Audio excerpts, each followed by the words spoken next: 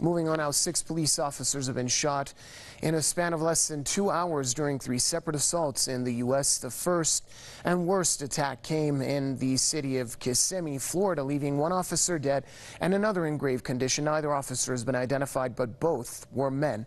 1 person involved in the shooting has been detained. At this time, we have a strong suspect in custody that we are interviewing. We have 2 of the 3 persons that the officers checked out with in custody. We're still looking for the 3rd. Well, the second shooting was carried out in Jacksonville in the same state. 2 officers were shot and their conditions are unknown. Another 2 police officers were shot in Fairchance, Pennsylvania. Both are in stable condition while the attacker has been killed. Police-involved shootings are common occurrences in the U.S., but the officers rarely become victims.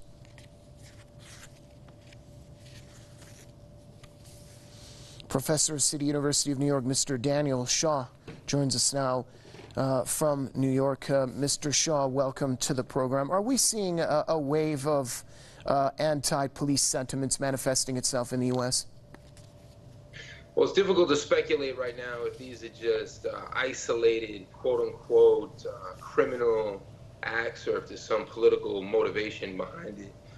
The news is still coming forward. Only the mainstream media is reporting on this. So it's really difficult to say at this point if there were some type of anti-police brutality motivations behind this. But do you think that maybe that distrust does exist in U.S. society, specifically with regards to minorities? The distrust exists 100% among the majority of people in the U.S. Black and brown people, immigrants, the LGBT community, poor whites.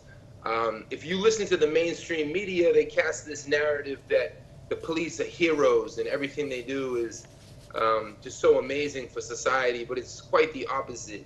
Everyday interactions with the police often result in harassment and stopping and frisking and humiliation and brutalization and all too many times in murder. So we know the truth of how the police do treat us across this country and our communities.